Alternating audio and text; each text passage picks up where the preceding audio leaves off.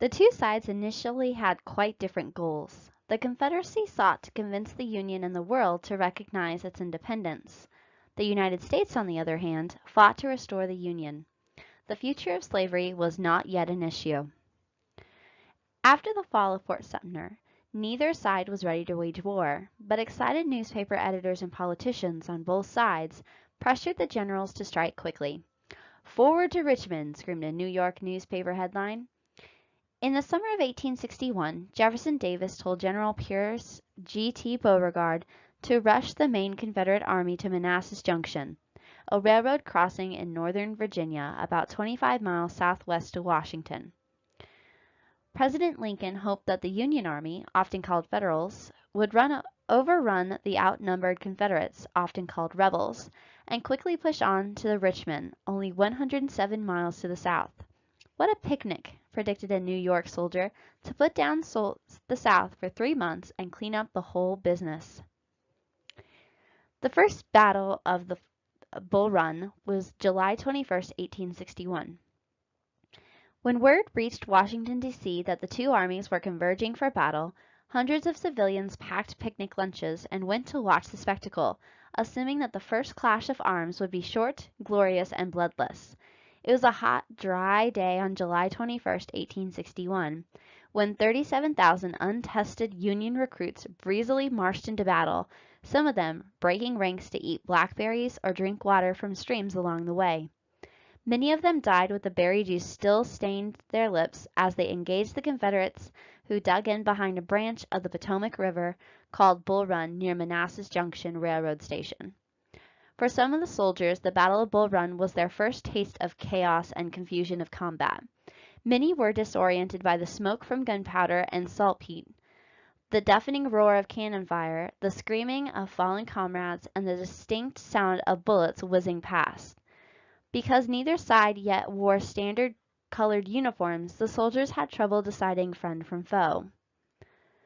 The Union troops almost won the battle early in the afternoon.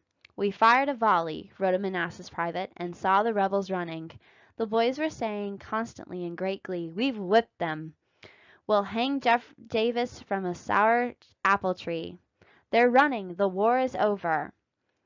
But Confederate reinforcements poured in to tip the balance. Amid the furious fighting, a South Carolina officer rallied his troops by pointing to the courageous example of Thomas Jackson's men.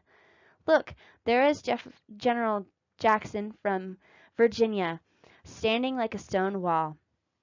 Jackson ordered his men to charge the faltering Union ranks, urging them to yell like furies. From that day forward, Stonewall became Jackson's popular nickname, and he would be the most celebrated and feared Confederate commander. The Union Army's retreat from Bull Run turned into a panic rout, as fleeing soldiers and terrified civilians clogged the road to Washington, D.C. The victorious Confederates, however, were so disorganized and exhausted that they failed to give chase. As the armies moved on, they left behind a battlefield strewn with dead and the dying, mangled men and bloated horses and mules, all scattered around discarded knickknacks, canteens, blankets, rifles, wagons, and cannon. Stonewall Jackson sent his wife a letter reporting that "we fought a great battle and gained a great victory, for which all the glory is due to God alone." His Union counterpart, General William T. Sherman, admitted that the Federals had suffered a terrible defeat, during which many inexperienced soldiers degenerated into an armed mob. The news of the Confederate victory triggered sharp criticism of President Lincoln. Michigan Senator Zachariah Chandler, a Republican, dismissed the president as timid, vacillating, and ineffective.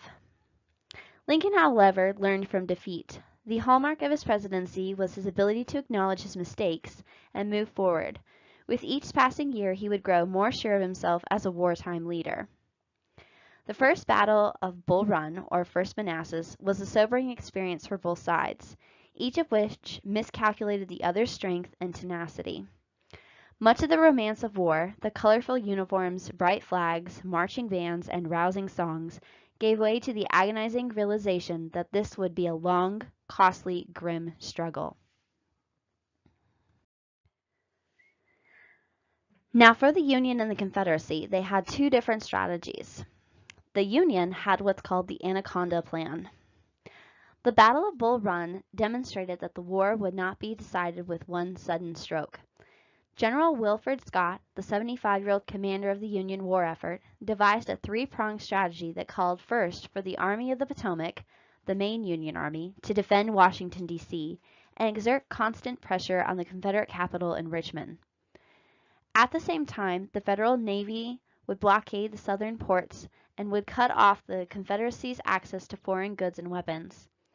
The final component of the plan called for other Union armies to divide the Confederacy by pushing south along the crucial inland water routes, the Mississippi, Tennessee, and Cumberland rivers. The so-called Anaconda Plan was intended to slowly trap and crush the Southern resistance like an anaconda snake strangling its prey. As for the Confederacy strategy, Confederate President Jefferson Davis was better prepared than Lincoln at the start of the war to guide military strategy. A graduate of the U.S. Military Academy at West Point, he had served with distinction both as an officer during the Mexican War and the U.S. Secretary of War from 1853 to 1857. If the war would be prolonged, Davis and others hoped, then the British or French, desperate for Southern cotton, might be persuaded to join their cause. Or perhaps a long war would influence public sentiment in the North and force Lincoln to seek negotiated settlement.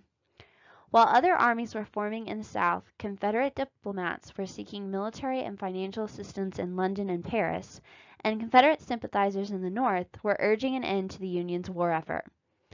The Confederate representatives in Paris won a promise from France to recognize the Confederacy as a new nation if Great Britain would do the same.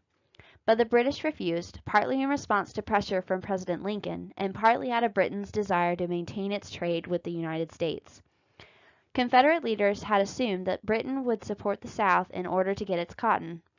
"The cards are in our hands," crowed the Mercury, a Charleston newspaper, "and we intend to play them out to the bankruptcy of every cotton factory in Great Britain and France for the acknowledgment of our independence." As it turned out, however, the British were able to import enough cotton from India to maintain production. In the end, Confederacy diplomacy in Europe was more successful in getting military supplies than in gaining official recognition of the Confederacy as an independent nation. Once fighting began, President Lincoln called for 500,000 more men, a staggering number at the time and one that Confederacy struggled to match. "War and volunteers are the only topic of conversation or thought," wrote a student at Ohio's Oberlin College. In Illinois, Ulysses S. Grant, a mediocre graduate of the U.S. Military Academy at West Point, who had displayed courage and a knack for leadership in the Mexican-American War, as well as fondness for horses, liquor, and cigars, rejoined the Army in 1861, explaining that there are but two parties now, traitors and patriots, and I want therefore to be ranked with the latter. Confederates were equally committed to their cause. Charleston, wrote Mary Chestnut, the literary wife of prominent planter, was crowded with soldiers who feared the war will be over before we get sight of the fun. Tennessee's 21-year-old Sam Watkins reported that everyone in his town was eager for the war. The basic unit of the 19th century U.S. Army was the regiment, which was about 1,000 soldiers, and during the Civil War, most regiments were made up of friends, neighbors, and relatives from the same local community. Ethnic groups were also formed into their own regiments. A quarter of the Union troops were foreign-born.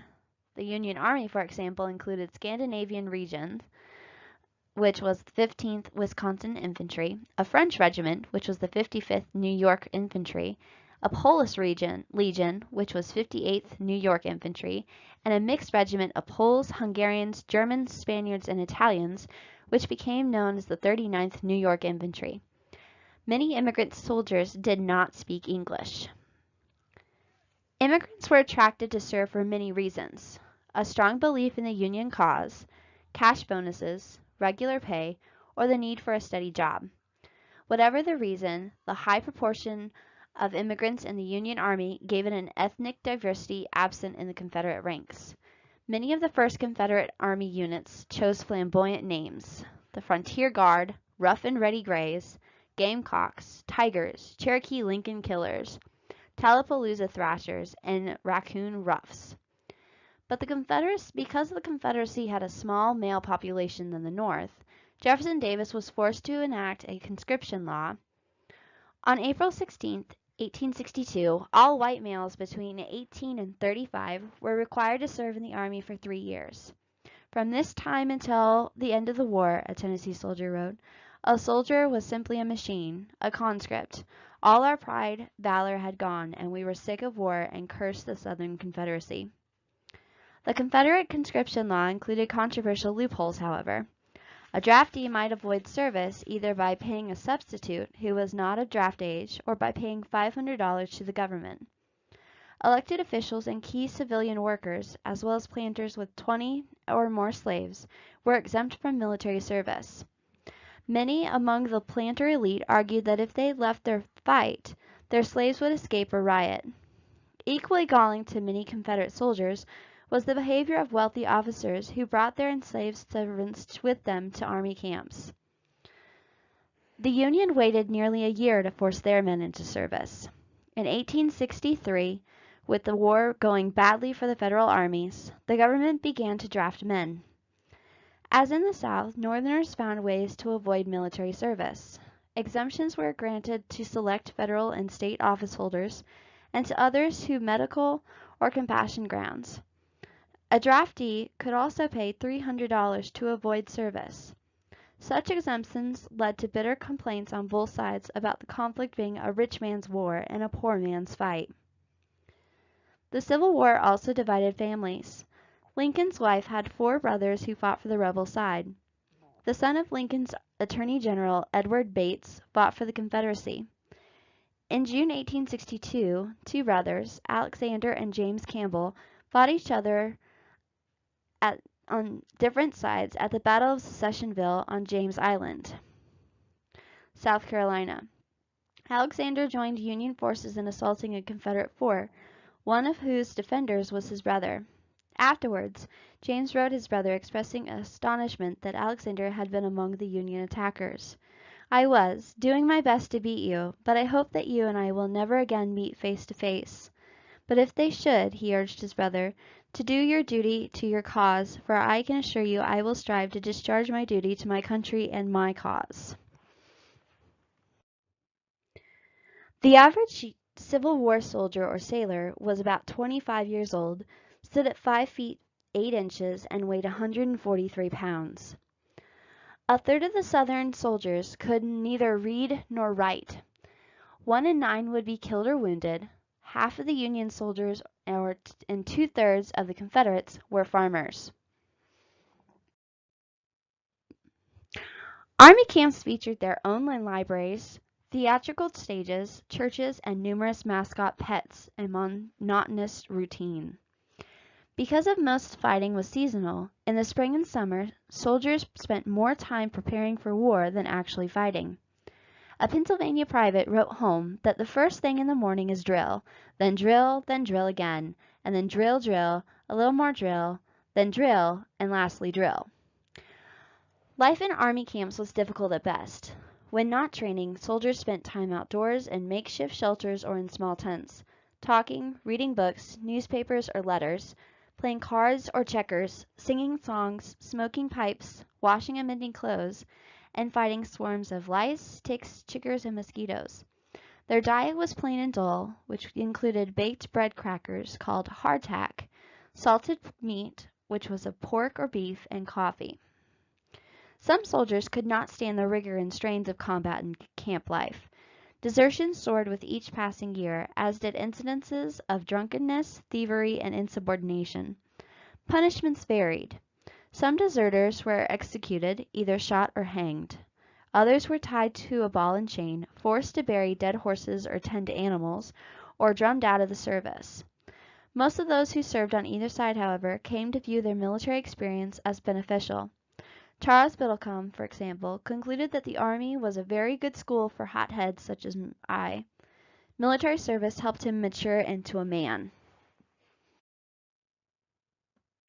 As it happened during the Revolutionary War and the War of 1812, enslaved African Americans took advantage of the confusion created by the war to run away, engage in sabotage, join the Union war effort, or pursue their own interests. A plantation owner in Tennessee was disgusted by the war effect on its slaves, as he confessed in his diary, "My Negroes all at home have worked only as they see fit, doing little." Some slaves had reported that they would serve the Federals rather than work on the farm. Later, he revealed that when Union armies arrived in the area, his slaves had stampeded to join the Yankees. "Many of my servants have run away, and most of them left have just as well be gone, they being totally demoralized and ungovernable." Some enslaved blacks escaped and served as spies or guides for the Union forces. Others joined the Union Army or Navy. Kansas and fighting in the West. The most intensive fighting west of the Mississippi occurred along the Kansas-Missouri border, where the disputes that had developed between the pro-slavery and anti-slavery settlers in the 1850s turned into brutal guerrilla warfare. The most prominent pro-Confederate leader in the area was William Quantrell. He and his followers, mostly teenagers, fought under a black flag, meaning that they would kill anyone who surrendered. In destroying Lawrence, Kansas in 1863, Quantrell ordered his men to kill every male and burn every house. By the end of the day, 182 boys and men had been massacred. Their opponents, the Jayhawkers, responded in kind. They tortured and hanged pro-Confederate prisoners, burnt houses, and destroyed livestock. Many Indian nations got caught up in the war on both sides, and in Oklahoma they fought each other.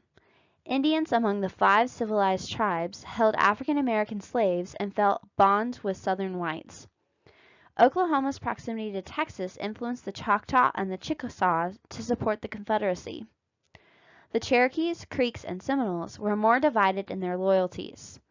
The Cherokees, for example, split in two, some supporting the Union and others the South. Kentucky and Tennessee. Little happened of military significance east of the Appalachian Mountains before May 1862. On the other hand, important battles occurred in the west from the Appalachians to the Mississippi River. In western Kentucky, the Confederate General Albert Sidney Johnston had perhaps 40,000 men stretched across over 150 miles. Early in 1862, General Ulysses S. Grant made the first Union thrust against the weak center of Johnston's overextended line. Moving on boats out of Cairo, Illinois, and Paducah, Kentucky, the Union Army steamed up the Tennessee River and captured Fort Henry in northern Tennessee on February 6th. The relentless Grant then moved quickly overland to attack nearby Fort Donelson on the Cumberland River, where February 16th, some 12,000 Confederates surrendered. This first major Union victory touched off wild celebrations throughout the North. President Lincoln's delight, however, was tempered by the death of his 11-year-old son Willie, who succumbed to typhoid fever. Shiloh. After defeats in Kentucky and Tennessee, the Confederate forces in the West fled southward before regrouping under General Johnson at Corinth in northern Mississippi near the Tennessee border. Their goal was to protect the Memphis and Charleston Railroad linking the lower Mississippi Valley and the Atlantic coast. While planning his attack on Corinth, Grant made a costly mistake when he exposed 52,000 troops on a rolling plateau between Lick and Snake Creeks flowing into the Tennessee River. Johnston recognizes Grant's blunder, and at dawn on Sunday, April 6th, he launched a surprise attack, urging his men to be worthy of their race and lineage, worthy of the women of the South. The 44,000 Confederates struck at Shiloh, a whitewashed Methodist chapel in the center of the Union camp in southwestern Tennessee. Most of Grant's troops were still sleeping or eating breakfast. Many died in their bedrolls. After a day of confused fighting and terrible losses on both sides, including Confederate General Johnson, the fleeing Union soldiers were pinned against the river. One of them wrote that this is going to be the greatest battle, such as I have been anxious to see for a long time, and I think I have seen enough of it. The new Confederate commander, Pierre G.T. Beauregard, telegraphed President Jefferson Davis that his army had scored a complete victory, driving the enemy from every position, but his celebration was premature.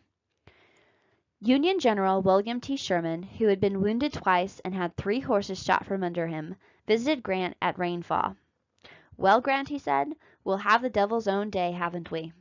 "Yes," Grant answered, "but we will lick 'em tomorrow," and that is exactly what they did. Reinforced by 25,000 fresh Union troops, Grant's army took the offense at dawn the next day, and the Confederates gloomily withdrew 20 miles to Corinth. The Union troops were so battered and weary to pursue.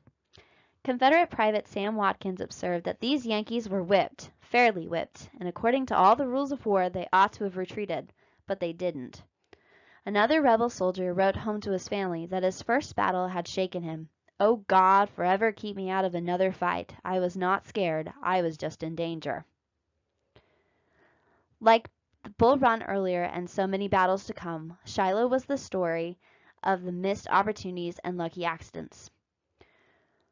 Throughout the Civil War, winning armies would fail to pursue their retreating foes, thus allowing the wounded opponent to slip away and fight again. After the General Henry Halleck of the Union, already jealous of Grant's success, spread false rumors that Grant had been drinking during the battle. Some urged Lincoln to fire Grant, but the president refused.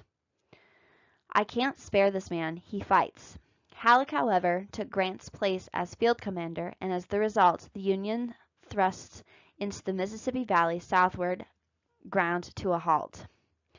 The two big huge things that you have to remember about Shiloh is that the Union reinforcements saved the battle ultimately, and this is going to be the largest and most costliest battle in United States history.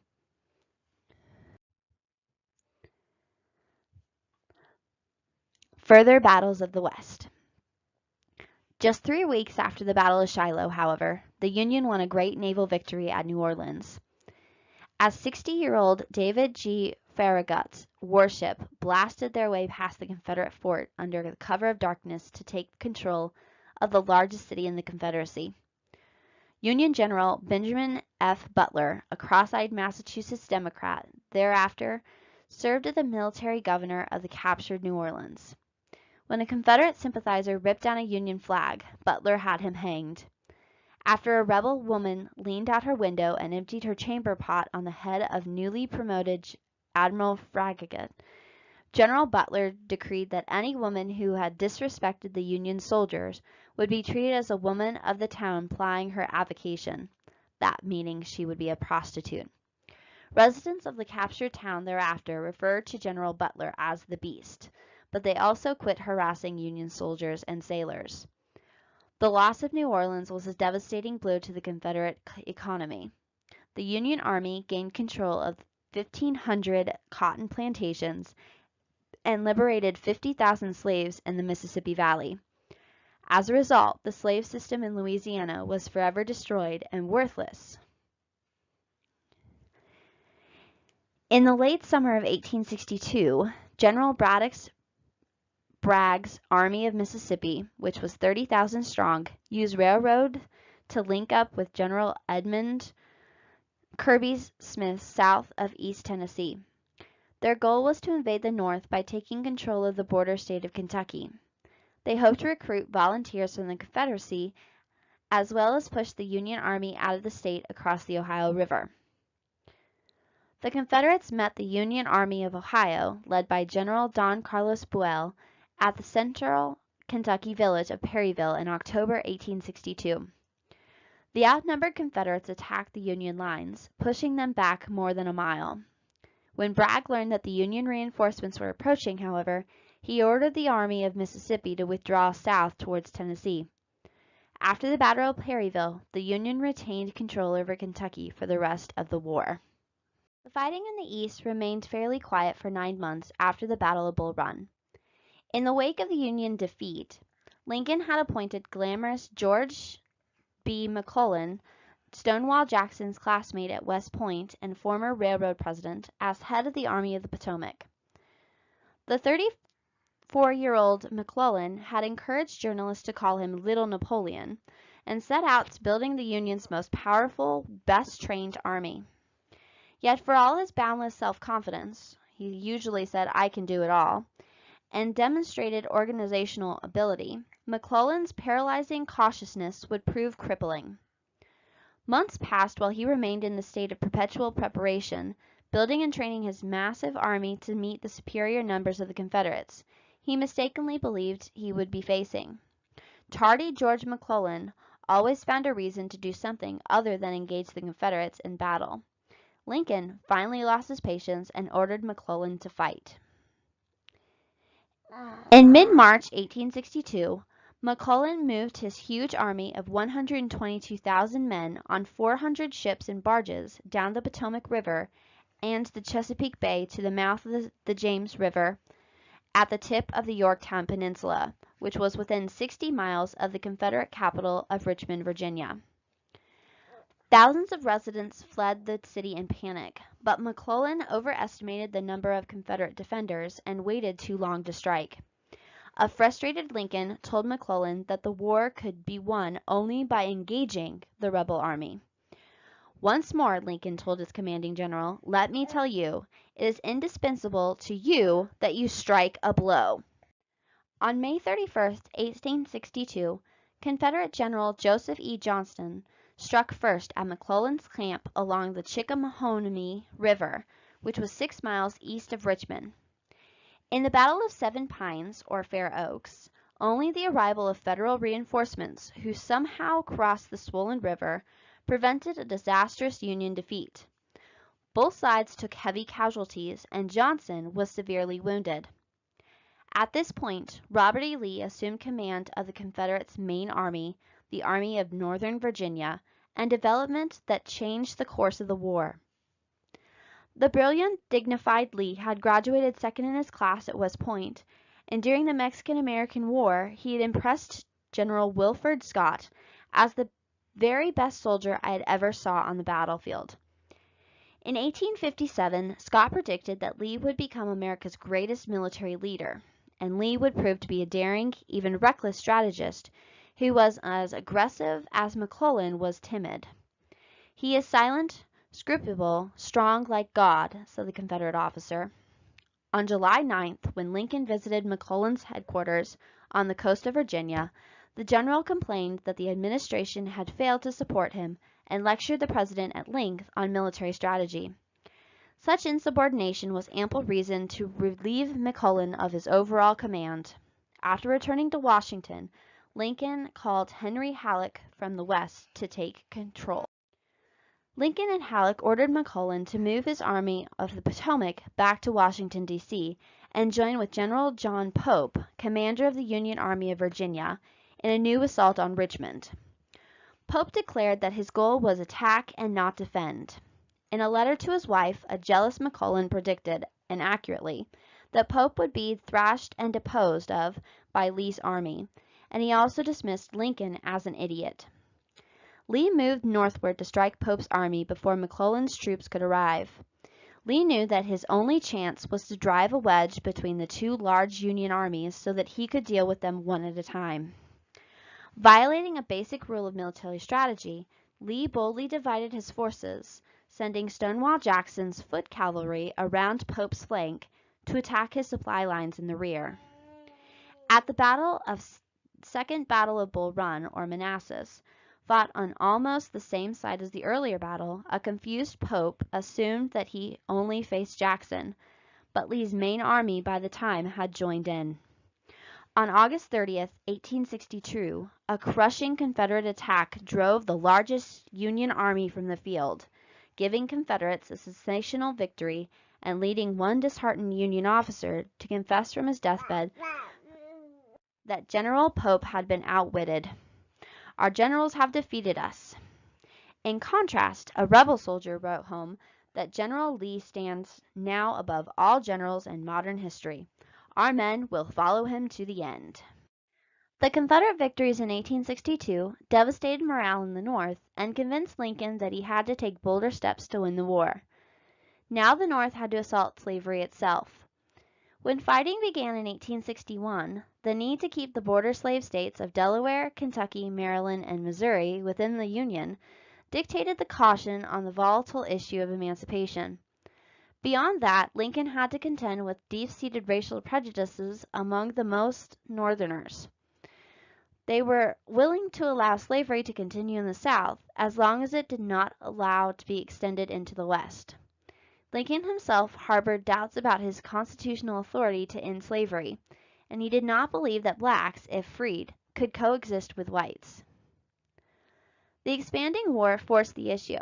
As Federal forces pushed into the Confederacy, fugitive slaves began to turn up in Union Army camps, and the commanders did not know whether to declare them free or not.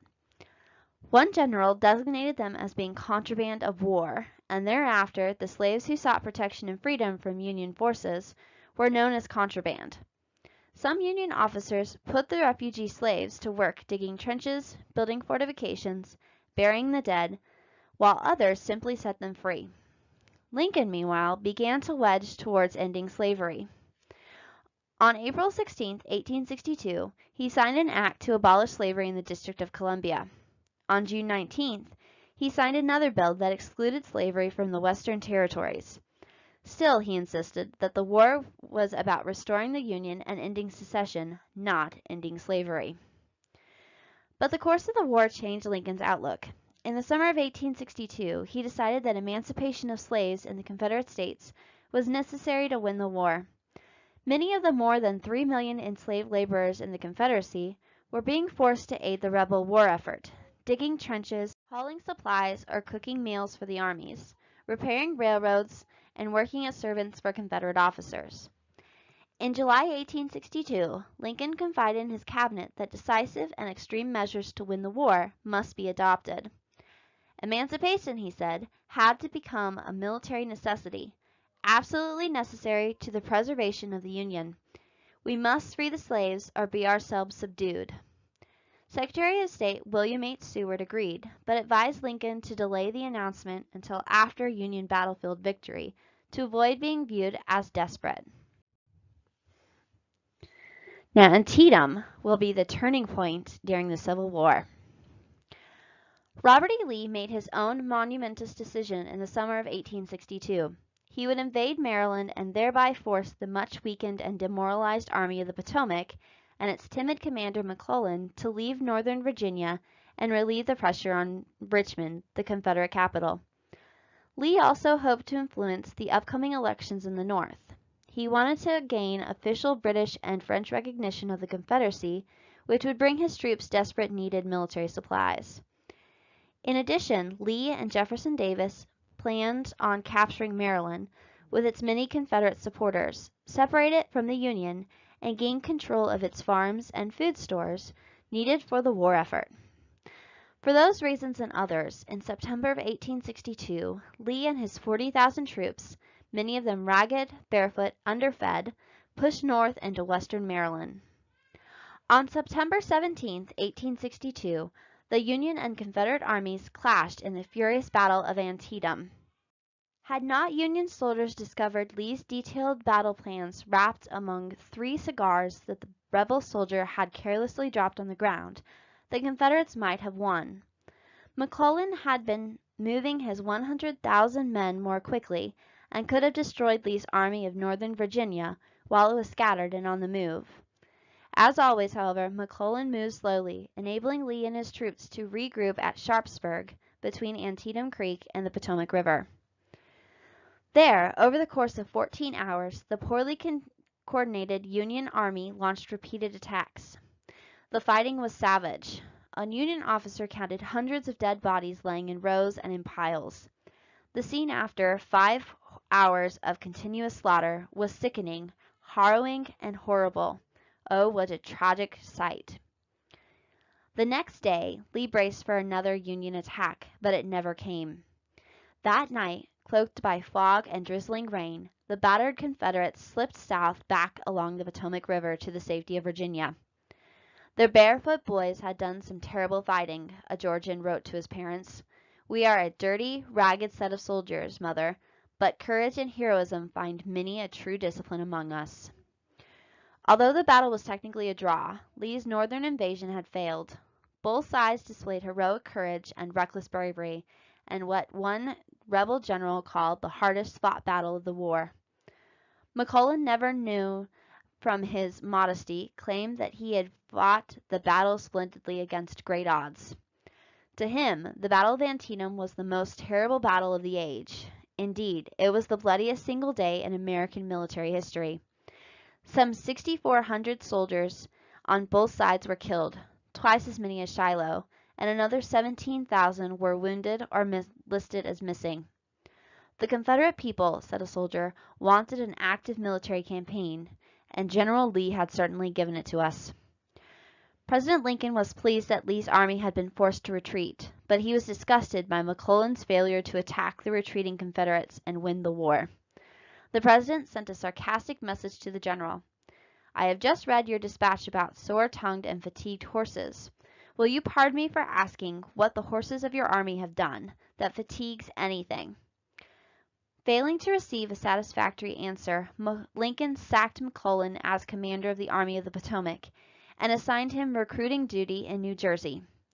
Never again would McClellan command troops, but he would challenge Lincoln for the presidency in 1864 as a Democrat.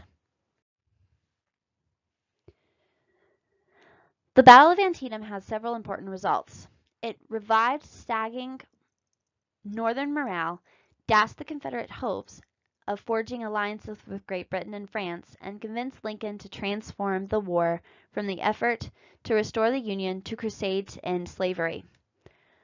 On September 22, 1862, 5 days after the battle, he issued the preliminary Emancipation Proclamation, which warned the Confederacy that if it did not stop fighting, all slaves still under rebel control were to be free forever in exactly 100 days on January 1, 1863.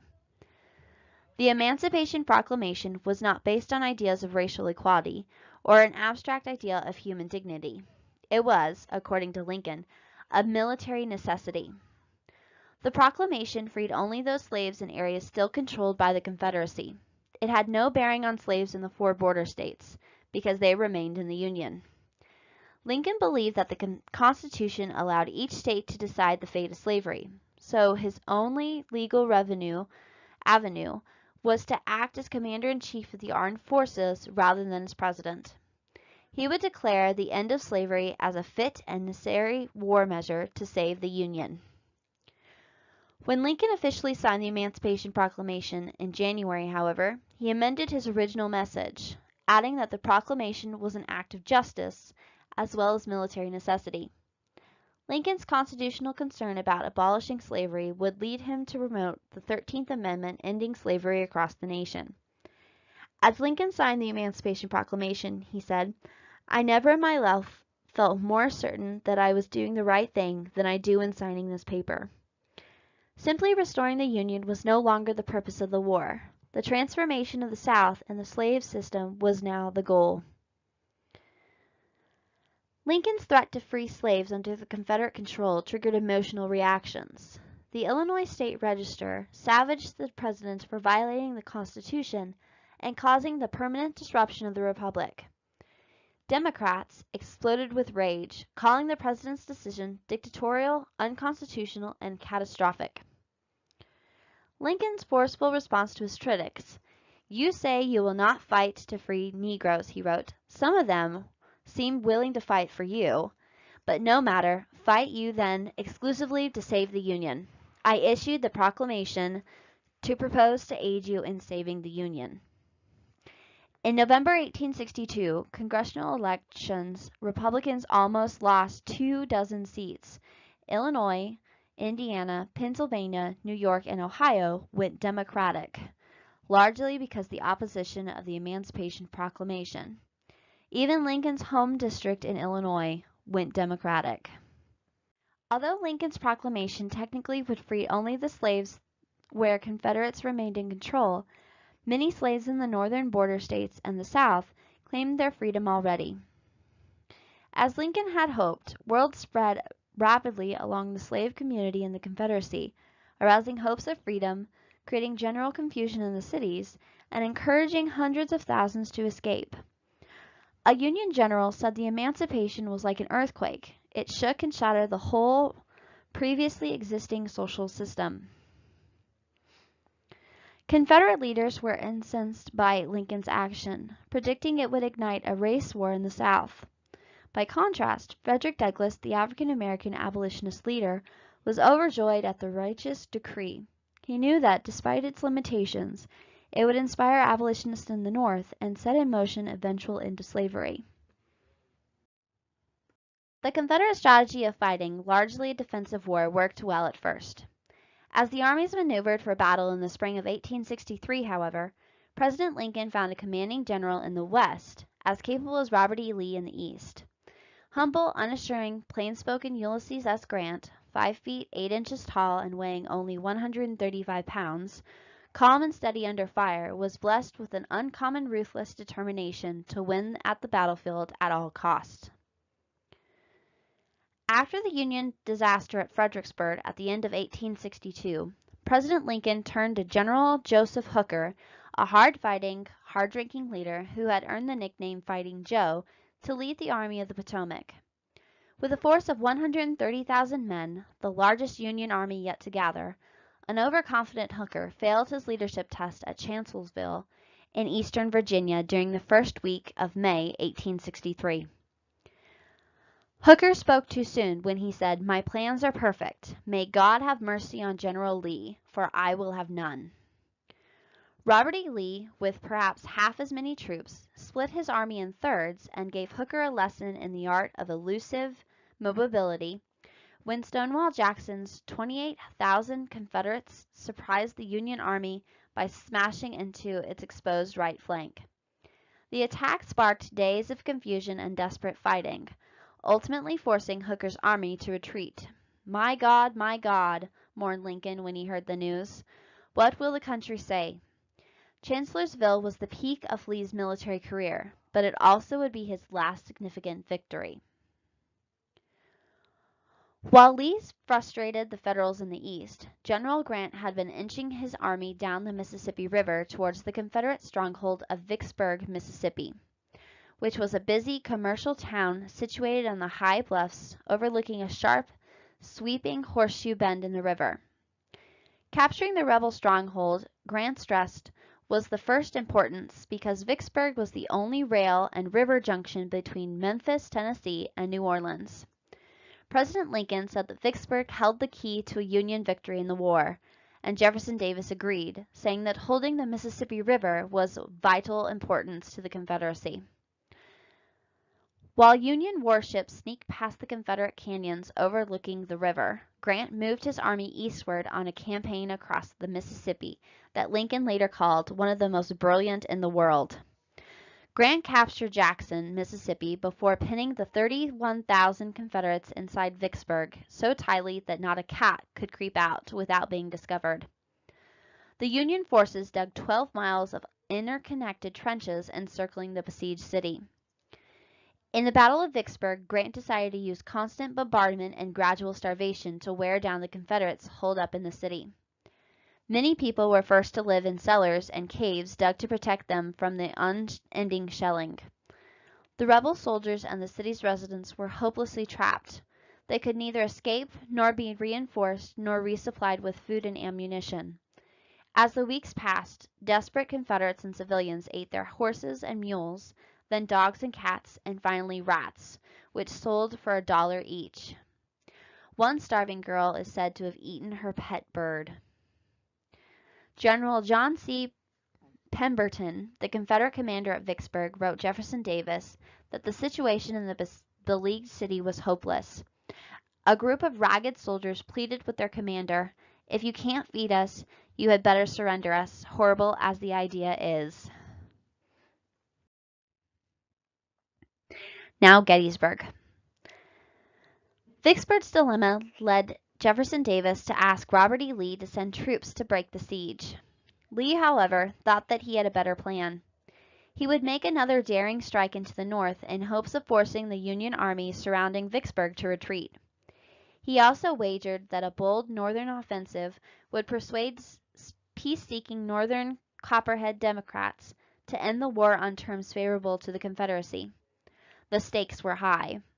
The Confederate general said the invasion into Maryland and Pennsylvania would either destroy the Yankees or bring them to terms, or be a disaster for Lee.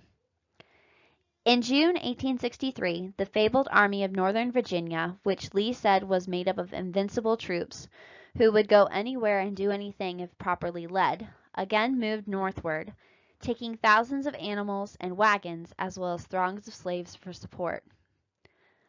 The Confederates moved quickly. As a rebel soldier said, he had enjoyed breakfast in Virginia, whiskey in Maryland, and supper in Pennsylvania. One reason Lee moved into the North was the need for food.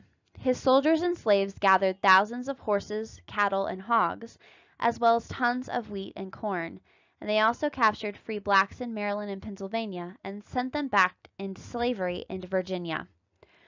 Once the Union commander, George Meade, realized that Confederates were again moving north, he gave chase, knowing that the next battle would decide the fate of our country and our cause. As he moved into Pennsylvania, Lee lost track of the Federals because of the unexplained absence of General W.E.B. Stuart's 5,000 horse soldiers, who were Lee's eyes and ears. Stuart, it turned out, had decided to create a panic in the Union capital by threatening to attack Washington, D.C. On June 28th, Lee, utterly exasperated, "I cannot think that that's become of Stuart. I ought to have heard from him long before now." Neither side expected Gettysburg, a hilly crossroads farming town of 2,400 people in southeastern Pennsylvania, to be the site of the largest battle ever fought in North America. Both armies were caught by surprise when Confederate troops entered the town at dawn on June 30th and collided with Union cavalry units that had been tracking their movements. The main force of both sides, which was 65,000 Confederates and 85,000 Federals, were raced to the scene, and on July 1st the armies clashed in what would become the Battle of Gettysburg, which would be the most dramatic contest of the war. While preparing to fight, a Union cavalryman, who sensed the importance of this coming battle, yelled at the soldiers from New York and Pennsylvania, "You stand alone between the rebel army and your homes. Fight like hell." Initially, the Confederates forced the Federals to retreat, but the Union troops regrouped to stronger positions on the high ridges overlooking the town. Meade rushed reinforcements to his new lines along the heights. That night he wrote his wife that both sides had been shattered by the first day's combat. On July 2nd, wave after wave of screaming Confederates assaulted Meade's army, pushing the Federal lines back across blood-soaked wheat fields and through peach orchards, but yet never breaking through. A wounded Confederate officer scrawled a note before he died. "Tell my father I died with my face to the enemy." Some 16,000 were killed or wounded on both sides during the inclusive second day of fighting. Worse was yet to come. The next day, July 3rd, against the advice of his senior general, George Longstreet, Robert E. Lee risked all on a climatic assault against the well-defended Union armies along Cemetery Ridge. For 2 hours, both sides bombarded the other, leading a Union soldier to write that it felt as if the heavens and earth were crashing together. Deafening sounds more horrible than ever greeted human ears.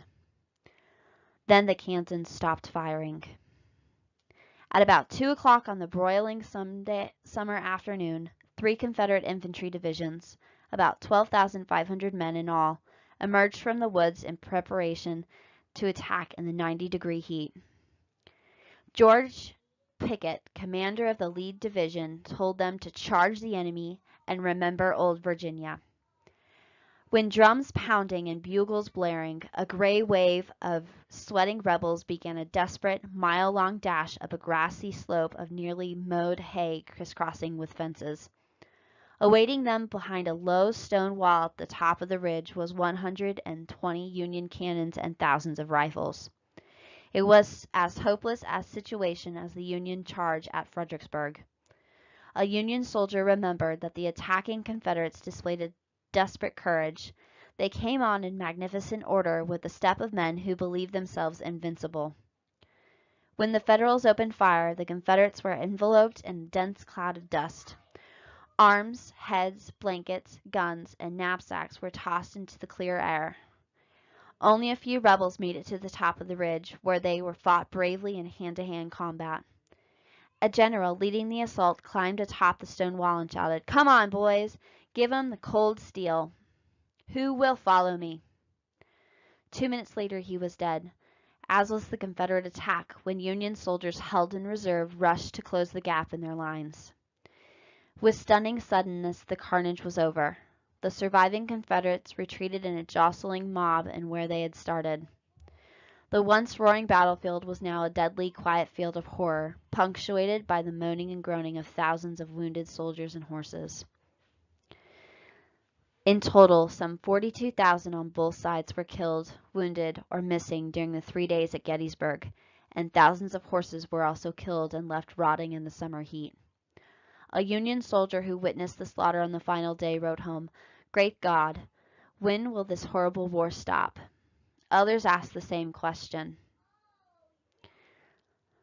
Later on, Battle of Gettysburg would be commemorated with a whole bunch of Union and Northern people who decided to commemorate the battlefield. Many people know the ceremony as the Gettysburg Address, which Abraham Lincoln came and delivered a heart-wrenching speech. "Fourscore and 7 years ago, our fathers brought forth on this continent a new nation, conceived in liberty and dedicated to the proposition that all men are created equal. Now we are engaged in a great civil war, testing whether that nation, or any nation, so conceived and so dedicated, can long endure. We are met on a great battlefield of that war.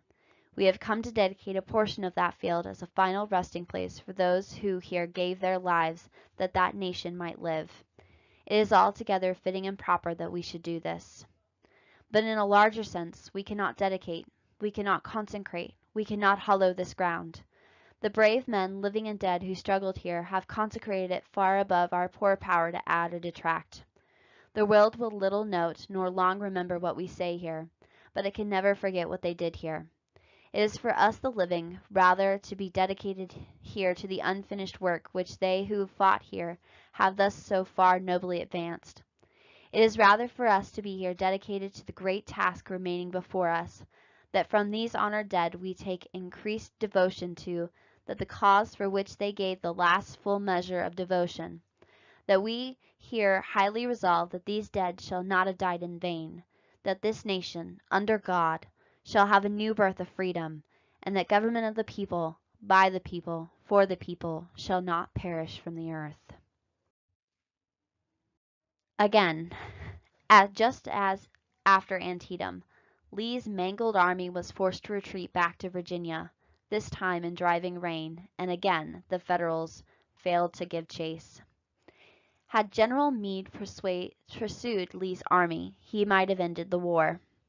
President Lincoln was outraged. But Lee's desperate gamble had failed in every way, not the least being its inability to save the besieged Confederate army at Vicksburg, Mississippi. On July 4th, as Lee's defeating army left Pennsylvania, the Confederate commander at Vicksburg surrendered his entire 30,000-man army, ending the 47-day siege. Union vessels now controlled the Mississippi River, and the Confederacy was effectively split in two, with Louisiana, Texas, and Arkansas cut off from the rest of the other rebellion states. Jefferson Davis said in late July that it was the Confederates' period of disaster. After Gettysburg, a group of northern states funded a military cemetery in commemoration of the thousands of soldiers killed in the battle. The third Union triumph of 1863 occurred in southern Tennessee around Chattanooga, the river port that served as a gateway to northern Georgia. In the late summer, a Union army led by General William Rosecrans took Chattanooga on September 9th and then chased General Bragg's rebel forces into Georgia, where they clashed at Chickamauga. The Confederates for once had a numerical advantage, and the battered Union forces fell back into Chattanooga, while the Confederates surrounded the city. The Union command rushed in reinforcements, and on November 24th and 25th, the Federal troops dislodged the Confederates from Lookout Mountain and Missionary Ridge, thereby gaining effective control of Tennessee. The South had lost the war in the West. In May 1864, General Grant's massive Army of the Potomac numbered about 115,000 to General Lee's 65,000, moved south across the Rappahannock and Rapidan rivers in eastern Virginia. In the nightmarish Battle of the Wilderness, May 5th through 6th, the armies clashed in an impenetrable tangle of dense forest and thicket undergrowth. Explosions set off brush fires in which many wounded soldiers were burned to death. At one point in the intense battle, the Union forces threatened to overrun General Lee's headquarters. Lee himself helped organize a counterattack, lining up soldiers from Texas to lead the effort. Spurred by a rush of adrenaline, he stood high in his stirrups, waved his hat, and yelled, "Texans, always move them!" The rebel commander then turned his horse towards the enemy to lead the men in a charge. The worried soldiers shouted, "Go back, General Lee, go back!" But he kept moving forward. "Lee to the rear!" they chanted. Yet he kept going. Finally, an officer pulled ahead of Lee, grabbed the reins of his horse, and prevented him from moving. "Can't I, too, die for my country?" the general muttered. His mood brightened as the Confederates swept the Federals from the field and broke the Union advances. Grant's men suffered more casualties than the Confederates in the awful sluggish match, but the rebels struggled to find replacements. Always before, when bloodied by Lee's troops, Union armies had quit fighting to rest and nurse their wounds, but now Grant refused to halt. Instead, he continued to push southwards, forcing the rebels to keep fighting. The Union Army engaged Lee's men near Spotsylvania Courthouse, 11 miles southwest of Fredericksburg, on the road to Richmond. For 12 days in May, the two armies engaged in some of the fiercest combat of the war. Grant's troops kept the pressure on, pushing relentlessly towards Richmond. In the first days of June, just as Republican Party leaders were gathering to renominate Lincoln as their presidential candidate, Grant foolishly ordered a poorly organized and countered frontal attack on Lee's army. The Confederates were well entrenched on Cold Harbor near the Chickahominy River, just 10 miles east of Richmond. In 20 minutes, almost 4,000 Federals caught in a blistering crossfire were killed or wounded. It was, according to a Union general, one of the most disastrous days the Army of the Potomac had ever seen. A Confederate commander of Alabama reported that it was not war, it was murder. The frightful losses nearly unhinged Grant, who later admitted that the botched attack was his greatest mistake as commander. Critics, including Lincoln's wife Mary, called him the Butcher after Cold Harbor. In just 2 months, Grant's massive offensive across Virginia, labeled the Overreaching Campaign, had cost some 60,000 killed and wounded Union soldiers and 33,000 rebel casualties. Criticism of the war in the North skyrocketed. Even Horace Greeley, the powerful Unionist publisher in New York Tribune, urged Lincoln to negotiate with the Confederate leader to save the bleeding, bankrupt, almost dying country. During the summer of 1864, the Union war effort came to a close, almost to an end. Meanwhile, General Grant ordered William T. Sherman to drive through the heart of Dixie and break it up, inflicting all the damage you can. As General Sherman moved his large army south of Chattanooga through the Georgian mountains towards the crucial railroad hub of Atlanta, he sent a warning to the city's residents, intending to frighten them, "Prepare for my coming." By the middle of July, Sherman's troops had reached the outskirts of the heavily fortified Atlanta, trapping the 40,000 Confederate soldiers there. Jefferson Davis was so concerned about the situation that he made the hugely controversial decision to replace the Confederate commander, General Joseph Johnston, with General John Bell Hood, who had been Lee's most aggressive general after the death of Stonewall Jackson. Hood, a Texan, was a reckless fighter. A Confederate senator's wife said that a braver man, a purer patriot, a more gallant soldier never breathed than General Hood. His arm had been shattered at Gettysburg, and he had lost a leg at Chattanooga. Strapped in a saddle, he refused simply to defend Atlanta, instead attacking Sherman's army, which is exactly what Sherman and the Union commander wanted him to do. 3 times in 8 days, the Confederates lashed out at the Union army lines encircling the city. Each time they were turned back, suffering 7 times as many casualties as the Federals. The Battle of Atlanta left Hood's army shattered, surrounded, and outnumbered. Finally, on September 1st, the Confederates, desperately low on food and supplies, evacuated the city. Sherman then moved his troops into Atlanta. In Richmond, Mary Chesnut took the news hard. "We are going to be wiped off the earth," she wrote. "Since Atlanta," she added, "I have felt if all were dead within me forever." Sherman's soldiers stayed in Atlanta until November, resting and resupplying themselves in the heart of the Confederacy. The 20,000 residents were told to leave. When city's officials protested, the Union commander replied, "War is cruelty." His men then set fire to the city's railroads, iron foundries, shops, mills, hotels, and businesses. In November 1864, General Sherman led his 60,000 soldiers out of burning Atlanta on their famous March to the Sea, which was advancing rapidly through Georgia towards the coast. Sherman planned to wage a modern war against soldiers and civilians. He pledged to whip the rebels, to humble their pride, to follow them into their innermost recesses, and make them fear and dread us. John Bell Hood's Confederate Army of Tennessee, meanwhile, tried a desperate gamble by heading in the opposite direction from the Union Army, forcing northward into Alabama and then Tennessee. Hood hoped to trick Sherman into chasing him. Sherman refused to take the bait, however. He was determined to keep his main army moving southward to Georgia's coast and then into South Carolina, the seedbed of secession. But he did send George Thomas and 30,000 soldiers north to shadow Hood's Confederates. The two forces clashed in Tennessee. Hood was the fiercest fighter but a foolish commander. In the Battle of Franklin, November 30th, 1864, near Nashville, he sent his 18,000 soldiers in a hopeless frontal assault against dug-in Union troops backed by cannons.